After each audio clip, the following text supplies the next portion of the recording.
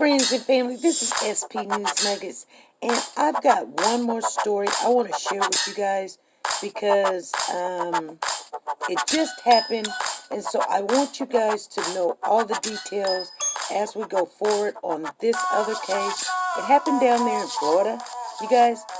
It's a 13-year-old that allegedly took out his grandmother. So let me share this clip with you guys. Here we go. People, and I lost my mama and now my son. Police told him that his mom was murdered, and then officers said his teenage son is the killer. Tonight, the St. Pete father says he doesn't know what to do next. This is Nightside. Hi, I'm Ryan Bass. I cannot believe what that family will be going through tonight. No, I can't either. I'm Carolina Lee. Javarick Henderson Sr. is mourning his mother, and he is also supporting his son. Nightside's Liz Birch talked to that father, and Liz, what could he say? What did he say? Well, imagine dealing with the death of your mother and then having your son charged with her murder. As you can imagine, this is such an incredibly difficult time for this father and, of course, for the entire family.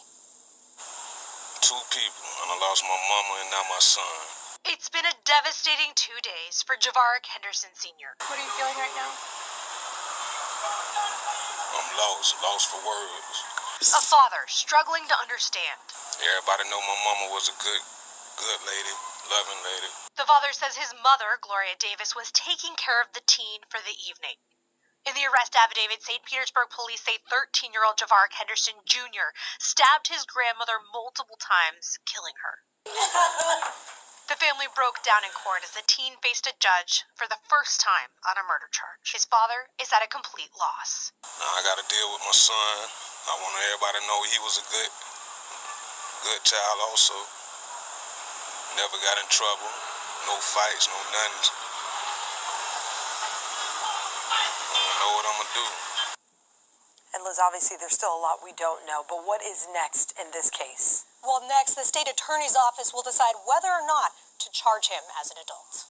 An arrest report released Tuesday says the boy's 12-year-old brother heard Henderson screaming from the kitchen area. Detectives found the teen covered in blood, with cuts on his hand and red marks on his body. The report says the 13-year-old told his brother he did something bad and not to call 911 and to wait until the morning because he needed time to think. Henderson's father and Davis's son, Javarick Henderson Sr., spoke to Fox 13 by phone from the funeral home. I mean, I lost my son. I lost him as a child, emotionally, physically. I mean, that's my son, so, I still love him. I brought him into this world, and at the same time, I lost my mother who brought me into this world. Henderson Sr. tells us his son is a good kid, and that what happened is uncharacteristic. While he waits to see what happens next with his son, he mourns his mother, a woman beloved by many for her big heart. People wonder why, it's a shocking and everybody knowing in the community that's because what type of lady she was. That's what type of love she gave to everyone. And Henderson Sr. says that his mother loved all 3 of her grandchildren. He says that losing his mother and being with his son in jail, it's all just huge losses for his family to bear. Police say that he had never been in any trouble with police or at school before, and they are still looking for a motive. Okay, family, I'm going to give you guys some of the details on this case. Now, this young lady, her name is Gloria Davis. She is the grandmother that allegedly her grandson had taken away. Now, Javarick and his half-brother was overnight spending the night with her on Sunday with their grandmother, and their home is 634 60th Street South. Now, Javarick, he attended Dunedin Highland Middle School. Now, early Monday morning, 12-year-old Javarick and his half-brother was asleep in another room. He heard some screaming and some loud noise in the kitchen area. Well, when he got up to see what was going on, Javarick was found covered in blood with cuts on his hands, red marks on his body, and he told his brother at that time that he had did something bad and not to call 911. He needed time to think. Now, someone had to call 911. It's not telling us, the reporters has not told us who called 911, but someone called 911 to the home, and when the responders got there about 3:40 a.m. in the morning, Gloria Davis was in the kitchen area with numerous of stab wounds. You know, you guys know the routine. They rushed her to the hospital and all these other things. Now, I don't know if they pronounced her dead there at the home or when she arrived to the hospital.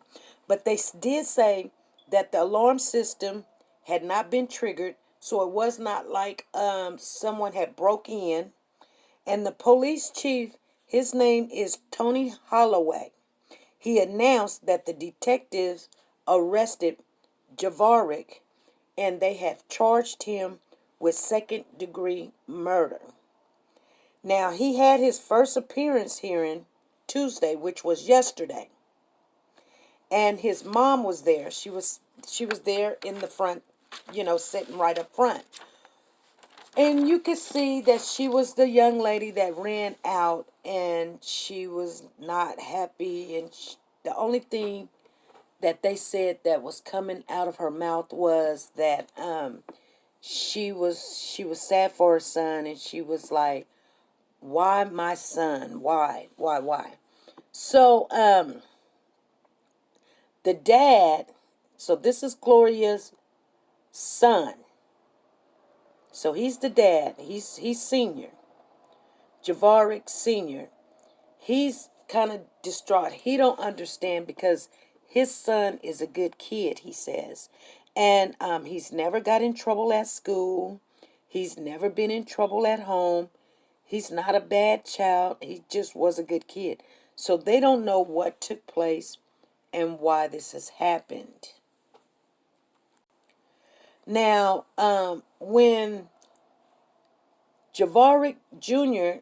arrived in court, they said that he had bandages on his right hand, and it's just up to the judge. They're gonna leave him juvenile detention center until December the 16th, unless a judge will be able to see him earlier. The mom has declined to identify herself. Like I told you guys, she broke down in tears and left the courtroom. There was one thing about Gloria Davis that one of the neighbors said, that she was always a good giving person. She was a mail carrier. She loved her job, and she loved children, and she loved all of her grandkids. And when she was going to retire, she wanted to not only still be into children's lives, but she wanted to be an active school crossing guard for children. So this is very sad. I don't know how the dad is feeling because he's lost his mom and his son is in a world of trouble. So we don't know what took place here, but this is a case that we're going to follow. I want you guys to get familiar with it. I'm going to make sure I put the names in the some of these videos. I'm going to go back and put the name in there, and I'll see you guys at 5 p.m. Central Time. Let me know down in the comments how you feel about what's going on here in this world. What's going on? Because I don't know. You guys always be good, be safe, and be nice to each other. Bye.